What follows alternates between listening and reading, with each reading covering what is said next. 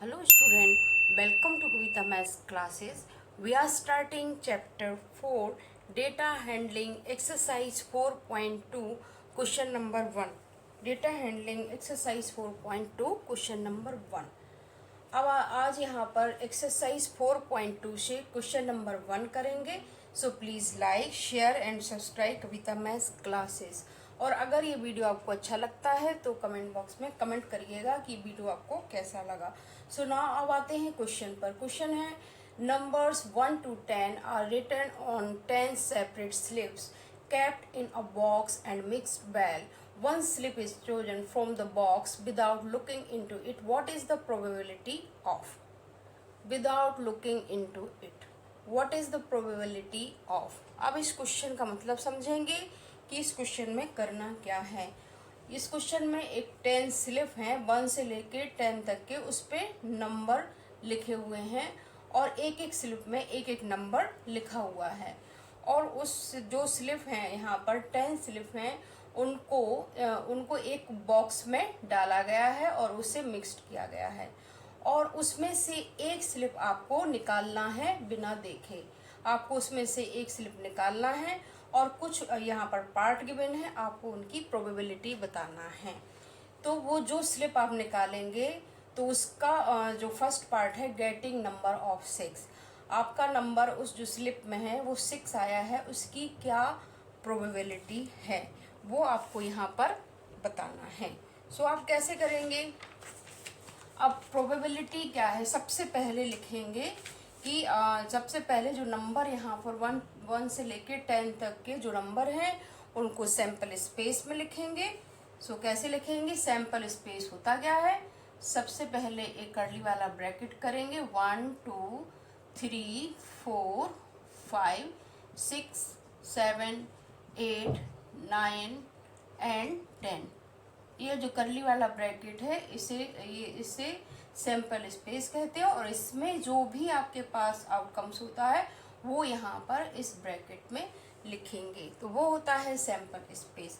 अब पार्ट यहाँ पर फर्स्ट पार्ट पर आते हैं, गेटिंग अ नंबर 6. तो 6 की प्रोबेबिलिटी आपको बताना है. तो सबसे पहले आप क्या लिखेंगे, क्या फॉर्मूला होता है प्रोबेबिलिटी का? तो आप लिखेंगे P getting a number 6, number of favorable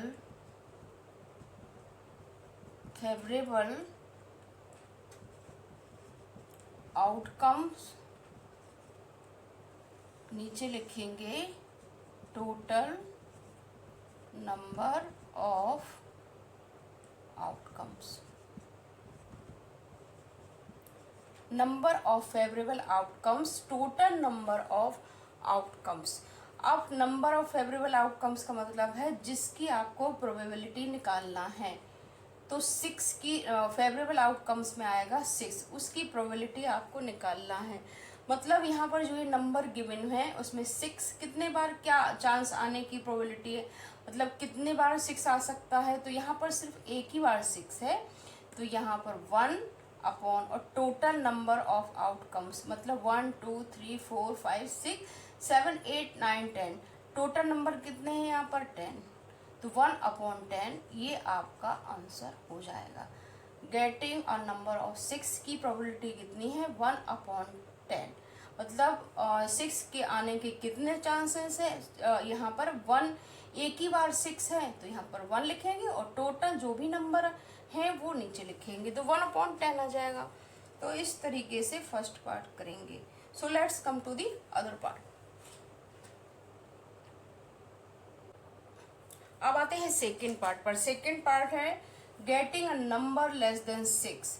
अब यहाँ पर बताना है 6 से कम जो नंबर हैं उनकी क्या प्रोबेबिलिटी है, क्या चांसेस है, यहाँ पर कितने नंबर 6 से कम हैं.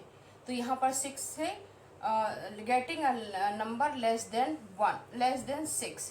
तो यहाँ पर कितने नंबर हैं जो 6 से छोटे हैं, यहाँ पर लेस है 1 2 3 4 5. तो आप क्या लिखेंगे, P probability of getting a number less than 6 क्या होगा, number of favourable outcomes, total number of outcomes.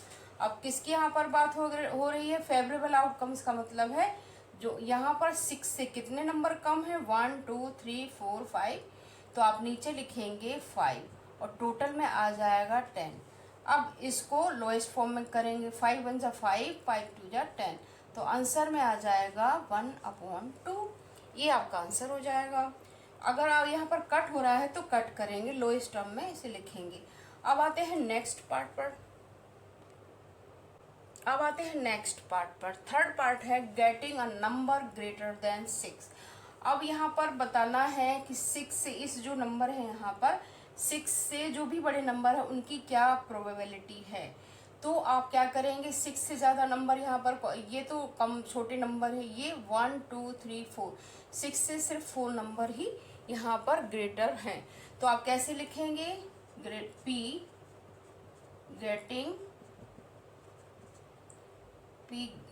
Getting a number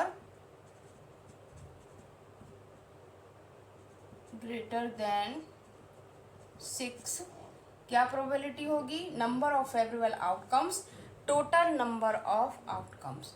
तो यहाँ पर क्या हो जाएगा, 4 नंबर 6 से बड़े नंबर है उनकी क्या प्रोबेबिलिटी होगी, 4, टोटल नंबर 10 आ जाएगा। अब इसको लोएस्ट फॉर्म में करेंगे, 2 2 जा 4, 2 5 जा 10, आंसर आ जाएगा 2/5। ये आपका आंसर हो जाएगा। सो आते हैं हम नेक्स्ट पार्ट पर। अब आते हैं नेक्स्ट पार्ट पर। फोर्थ पार्ट है यहाँ पर गेटिंग 1 डिजिट नंबर। अब 1 डिजिट के यहाँ पर कितने नंबर हैं, उसकी क्या प्रोबेबिलिटी होगी। तो यहाँ पर 1 2 3 4 5 6 7 8 9, ये जो 9 नंबर है वो 1 डिजिट है, और जो 10 नंबर का है वो 2 डिजिट में है। तो 9 नंबर यहाँ पर 9 नंबर होंगे जो 1 डिजिट के हैं। तो लिखेंगे यहाँ पर probability of getting a 1 digit number of favourable outcomes, total number of outcomes. जब भी आप प्रोबेबिलिटी निकालेंगे तो ये फॉर्मूला आपको याद होना चाहिए कि number of favourable outcomes upon total number of outcomes. तो यहाँ पर क्या लिखेंगे, इसकी जो 1 डिजिट के नंबर हैं वो है 9, टोटल नंबर है 10। अब ये कट नहीं हो रहे हैं तो ये आपका आंसर हो जाएगा, ये लोएस्ट फॉर्म में नहीं होगा, तो आप आंसर में लिखेंगे 9/10। तो इस तरीके से क्वेश्चन करेंगे। आई होप आपको इजीली समझ में आ गया होगा। सो अब आते हैं नेक्स्ट क्वेश्चन पर। अब आते हैं क्वेश्चन नंबर 5 पर। क्वेश्चन नंबर 5 पर आते हैं। क्वेश्चन नंबर 5 है, if you have a spring wheel the 3 green sectors, 1 blue sector and 1 red sector, what is the probability of getting a green sector and what is the probability of getting a non blue sector। अब इसमें 2 question पूछे गए हैं कि आप green sector की probability क्या है और नॉन ब्लू सेक्टर की प्रोबेबिलिटी क्या है। तो सबसे पहले समझते हैं कि स्प्रिंग व्हील क्या होता है। एक ऐसा ये सर्किल जैसा होता है, ये सर्किल है और उसको 3 पार्ट में और 5 यहाँ पर टोटल पार्ट है 5। 3 जो सेक्टर हैं ग्रीन के हैं और एक रेड का एक ब्लू का यहाँ पर सेक्टर में जो सर्किल है उसको डिवाइड किया गया।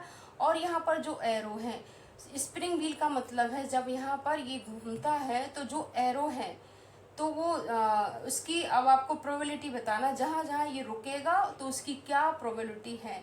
यहाँ पर क्वेश्चन पूछा गया है कि ग्रीन सेक्टर की क्या प्रोबेबिलिटी है। जब ये घुमाएंगे तो यहाँ जो ग्रीन सेक्टर है उनके क्या चांस आने के कि कितने बार ग्रीन आ सकता है, तो उसकी प्रोबेबिलिटी आपको निकालना है। सो नाउ सबसे पहले आप उनको स्टेप बाय स्टेप यहाँ पर लिखेंगे।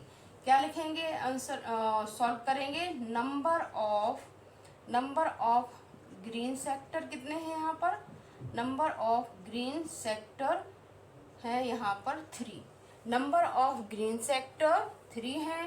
नंबर ऑफ ब्लू सेक्टर कितने हैं, ब्लू सेक्टर 1 है। And number of red sector कितने हैं, रेड सेक्टर भी 1 है। तो अब यहाँ पर इनका टोटल निकालेंगे। टोटल सेक्टर कितने हैं, total number of sector, total number of sector कितने हैं 3 + 1 + 1, तो यहाँ पर ये हो जाएगा 5। टोटल नंबर ऑफ सेक्टर निकालेंगे। अब प्रोबेबिलिटी निकालेंगे किसकी, सबसे पहले क्या पूछा गया है, गेटिंग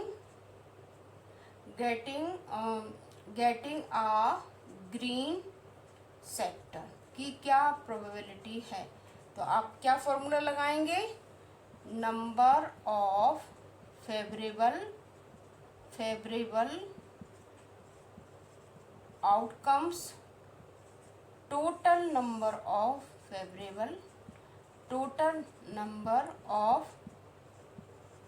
आउटकम्स, ये फॉर्मूला होगा। ये जब भी आप प्रोबेबिलिटी यहाँ पर पूछा जाएगा कोई भी क्वेश्चन में, तो सबसे पहले आपको फॉर्मूला में लिखना है और स्टेप बाय स्टेप लिखेंगे कि क्या दिया गया है और उसका टोटल निकालेंगे, फिर यहाँ पर ये फॉर्मूला लिखेंगे।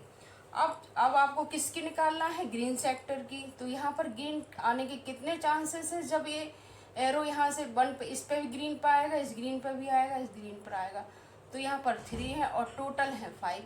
तो जो ग्रीन सेक्टर की प्रोबेबिलिटी है उसका आंसर है 3/5।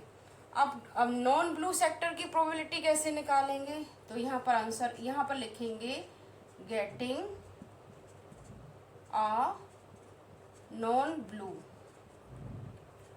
Blue sector. और getting a non blue sector, इसकी क्या प्रोबेबिलिटी होगी, नॉन ब्लू सेक्टर का मतलब है जिसमें ब्लू नहीं आना चाहिए। अगर यहाँ पर ब्लू नहीं आएगा तो क्या आ सकता है, जब ये सर्किल घूमेगा एरो कहाँ कहाँ आ सकता है, ग्रीन पर आ सकता है, रेड पर आ सकता है, ग्रीन पर आ सकता है, इस वाले ग्रीन पर आ सकता है, बट आपको ब्लू का नहीं निकाल, नॉन ब्लू का मतलब ब्लू पर नहीं आएगा। 1 2 3 4, यहाँ पर 4 नंबर आ सकते हैं, ब्लू को अगर छोड़ देंगे तो 4 नंबर आएंगे। तो लिखेंगे number of favourable outcomes, total number of outcomes, तो 4/5 ये आपका आंसर हो जाएगा। Getting a non blue sector का जो आंसर होगा वो होगा 4/5। आप ब्लू को छोड़ देंगे, बाकी जो जितने 4 नंबर हैं उनको आप ऊपर लिखेंगे और नीचे टोटल है यहाँ पर 5, तो 5 आ जाएगा। तो इस तरीके से ये क्वेश्चन करेंगे। आई होप आपको इजीली समझ में आ गया होगा कि कैसे क्वेश्चन करना है। जब भी आप प्रोबेबिलिटी यहाँ पूछेंगे तो आपको एक ही फॉर्मूला यहाँ पर लिखना है, number of favourable outcomes, total number of outcomes. Favourable outcomes का मतलब है कि किसके बारे में पूछा जा रहा है, किसकी आपको प्रोबेबिलिटी निकालना है, तो वो यहाँ पर लिखेंगे और जो टोटल होगा वो नीचे आएगा। तो इस तरीके से आप इजीली सॉल्व कर सकते हैं।